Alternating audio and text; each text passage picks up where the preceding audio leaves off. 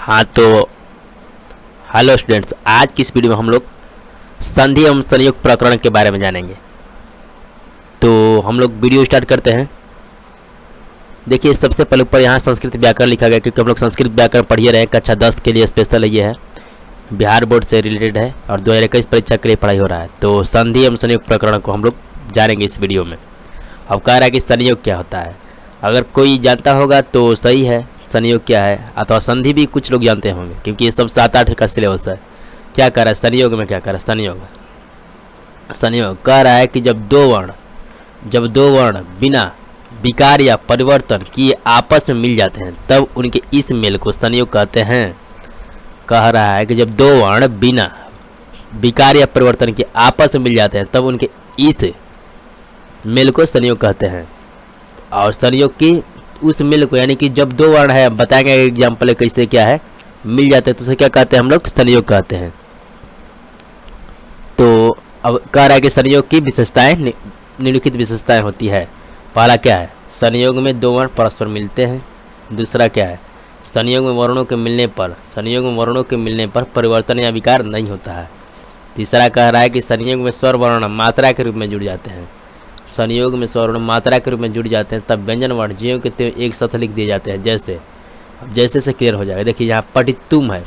अगर पठितुम देखिए ऊपर बिंदु है, इसका मतलब है कि म है, आधा म, पठितुम इच्छति, तो पठितुम इच्छति हो जाएगा ये। अगर इससे क्लियर नहीं है पठितुम इच्छति, तो देखिए यहाँ पर हो जाएगा घनम है धन इच्छति है। तो यहाँ घनम जो है, यहाँ देखिए हम क्रूजर जहाँ है घनम, म आधा है ई, तो आधा म और ई मिलकर क्या हो जाएगा, मी बन जाएगा। देखिए यहाँ मी बन गया है, घन जो का ते लिखा गया है, मी आधा बन गया है, आधा म था पूरा ई है तो मी हो गया, छोटा मी यहाँ बना है। देखिए मी क्षति। तो यही तो कह रहा है कि दो वर्ण, यही ना कह रहा था कि जब दो वर्ण बिना विकार या परिवर्तन के आपस में मिल जाते हैं परिभाषा में, देखिए संयोग में तो क्या कहते हैं, उसके में संयोग कहते हैं। तो वर्ण मिल नहीं गए, परिवर्तन कहाँ हुआ, मी धन इच्छति, यानी कि वही चीज़ तो है ही इसमें, परिवर्तन कहाँ हुआ इसमें, तो ये हो गया घनम इच्छति। अब अगला से देखिए महत धन त्वम, महत्वम हो जाएगा, महत आधा त है, यहाँ हलंत ले लीजिएगा, महत धन त्वम, महत्वम त हो गया, तो महत्वम हो जाएगा यहाँ पर, महत्वम। ये भी क्लियर हो गया है, यहाँ तक तो आस्था क्लियर हो गया। और अगला डी है तद्धन त्वम, तत्वम। देखिए तत् है, आधा त धन त, तो पूरा दूगो आधा हो जाएगा तत्वम। देखिए तत्वम यहाँ हो गया है, तत्वम यहाँ हो चुका है। अब अगला बहुत महत्वपूर्ण वीवीआई है टॉपिक, संधि क्या है। अच्छा ये रहेगा कि अगर आप लोग फेयर बनाना चाहते हैं तो शुरू से लिखिएगा, इसके बाद ध्यान से सुनिएगा। अब है संधि। अब कह रहा है संधि के बारे में, दो अत्यंत संयोगी वर्णों के मिलने से उत्पन्न विकार को संधि कहते हैं। संस्कृत भाषा में 3 संधियां हैं। कह रहा है कि दो अत्यंत संयोगी वर्णों के मिलने से उत्पन्न थोड़ा सा गलती लिखा गया, सुधार लीजिएगा। उत्पन्न सही है, उत्पन्न इस तरह भी उत्पन्न भी सही है। उत्पन्न कह रहा है, उत्पन्न विकार को संधि कहते हैं। उत्पन्न मतलब कि जो दो वर्ण है, मान लीजिए कोई दो वर्ण है, अब मिल गया नया विकार, यानी कि नया कोई परिवर्तन उत्पन्न हो जाता है, उससे क्या है उत्पन्न, यानी कि उत्पन्न विकार वही हो गया, संधि कहते हैं। और इसमें हम आगे एकदम उदाहरण के साथ बताते चलेंगे। तो हम नीचे वाला पे आते हैं, यहाँ तक परिभाषा, बस अब तो परिभाषा रट लीजिए, इसके बाद हम अगला वीडियो में सब क्लियर धीरे धीरे करवाते चलेंगे। अभी तो स्टार्टिंग ये है, सब क्लियर। तो यहाँ तक समझ गए ना कि दो अत्यंत संयोगी वर्णों के संधि तक समझे गए, क्या कहते हैं, संधि कहते हैं। संस्कृत भाषा में 3 संधि, बहुत वीवीआई है। संस्कृत भाषा में कितना संधियाँ है, तो 3 संधियाँ हैं। यहाँ एक ऑब्जेक्टिव 1 नंबर का बन जाएगा आप लोगों का कि संस्कृत भाषा में संधियों की संख्या कितनी है, तो 3 है, मारिएगा आप लोग। अब इसका नाम क्या क्या है, तो पहला है स्वर संधि, दूसरा है व्यंजन संधि, तीसरा है विसर्ग संधि। सबके बारे में विस्तार से हम बताएंगे जैसे जैसे आगे बढ़ते जाएंगे। आज तक कि दशहरा जाते जाते सिलेबस आप लोग का कंप्लीट करवा देंगे। 90% कन्फर्म, 90% हम कन्फर्म सिलेबस कंप्लीट हो जाएगा, 90% दशहरा जाते जाते। इसके बाद रिवीजन होगा।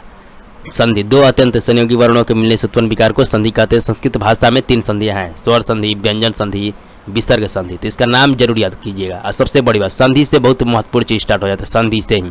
तो ये सब याद कर लीजिएगा, संधि किसे कहते हैं, इसके कितने भेद हैं, संधि का कितने, इसका नाम क्या है भेदों के, तो हो जाएगा। पहला क्या आता है, स्वर संधि। उदाहरण इसमें नहीं दे रहे हैं, लेकिन अभी जैसे जैसे आगे वीडियो लाएंगे उसमें सब बतलाते चलेंगे उदाहरण को भी।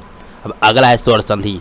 कह रहा है कि स्वर संधि किससे कहते हैं, स्वर वर्ण के मेल के कारण, स्वर वर्ण के मेल के कारण। अच्छा स्वर वर्ण पता है क्या होता है, अरे अ क अ आ स्वर वर्ण किसे कहते हैं? जिसके उच्चारण में किसी अन्य वर्णों की सहायता न ली जाए उसे स्वर वर्ण कहते हैं। स्वर वर्ण वहीं कर रहा है, स्वर वर्ण के मेल के कारण। मान लीजिए स्वर वर्ण के मेल के कारण कर रहा है, यहाँ तो उदाहरण दिए नहीं है, लेकिन आगे इसके बारे में बहुत पढ़ना है, इसलिए खाली अभी रट लीजिएगा, क्योंकि बोर्ड में नंबर से मतलब है। ये नहीं कि बोर्ड क्या खाली 10 तक ना संस्कृत काम है, इसके बाद थोड़ा ही ना जरूरी है ज़्यादा, बस किस तरह बोर्ड में नंबर आ जाए वो भी स्थिति इस तरह जान ही रहे क्या चल रहा है। अब कह रहे हैं स्वर वर्ण के मेल के कारण, स्वर वर्ण में जो विकार उत्पन्न होता है उसे स्वर संधि कहते हैं। इसके 5 पद, यहाँ भी एक और स्वर अथु हो गया, एक और ऑब्जेक्टिव बन गया। कहेगा कि स्वर वर्ण यानी स्वर वर्ण के मेल के कारण जो विकार उत्पन्न होता है उसे कौन संधि कहते हैं? तो उसे स्वर संधि कहते हैं। याद रखिएगा, स्वर संधि। मेरी बात को ध्यान सुनिएगा, बस स्वर संधि कहते हैं। और इसके कितने भेद हैं? तो इसके 5 भेद हैं। याद रखिएगा, इसके कितने भेद हैं? इसके 5 भेद हैं। यहाँ देखिए इसके 5 भेद है। 5 भेद का नाम क्या क्या है? तो पहला दीर्घ संधि है, दूसरा गुण संधि है, तीसरा यण संधि, यण के नीचे हलंत लगा लीजिएगा, यण संधि है, चौथा है वृद्धि संधि, पांचवा है आयादि संधि। यहाँ तक क्लियर हो गया होगा आशा है। तो बस आज के लिए इतना ही स्वर संधि के परिभाषा तक ही। अगला बार हम लोग दीर्घ संधि के बारे में पूरा विस्तार से जानेंगे, दीर्घ संधि के बारे में पूरा एकदम नियम उदाहरण के साथ। इसके बाद गुण संधि है, तब यण संधि। इसके बाद जब स्वर संधि खत्म हो जाएगा तब हम लोग व्यंजन संधि स्टार्ट करेंगे। इसके बाद विसर्ग ज्ञान स्टार्ट करेंगे। जब स्वर खत्म हो जाएगा, ये स्वर का टोटल, स्वर में 5 पढ़ना है, स्वर में है ना 5 पढ़ना है, बस यहाँ तक 5 पढ़ना है। जब भी 5 खत्म तब व्यंजन में हम लोग आएंगे, व्यंजन के बाद विसर्ग में आएंगे, बस इतना ही पढ़ना है। तो इस वीडियो में खाली बस आप लोग को परिभाषा बतलाए हैं, अभी कोई बतलाया नहीं कि संधि किस तरह किया जाता है, संधि विच्छेद किस तरह किया जाता है, इसके लिए बहुत नियम पढ़ने पड़ते हैं। तो आशा है वीडियो अच्छा लगा होगा। तो चैनल को, इस वीडियो को लाइक जरूर कीजिएगा और सब्सक्राइब जरूर चैनल को कीजिएगा, क्योंकि ताकि ज़्यादा से ज़्यादा एक समय में ज़्यादा लोग इस तरफ फ़ायदा होंगे। तो और देखिए लास्ट में आज का सवाल आप लोग लिखिएगा। आज के सवाल का आंसर, आज का सवाल क्या है? संस्कृत में संधि के भेद कितने हैं? तो इसका आंसर दीजिएगा अगले वीडियो में, ये लिखिएगा, अगले वीडियो में हम इसका आंसर देंगे। और हाँ, अगर फेयर आप लोग बनाना चाहते हैं तो बनाइए, कोई दिक्कत नहीं है, क्योंकि फेयर एकदम लिखते चले जाना उसी तरह। क्या फेयर बनाना थोड़ा ना, आप ध्यान से मेरी भाषा को सुनिएगा, आप लोग क्लियर कर लीजिएगा सब चीज़। तब तक से जय हिंद, जय भारत।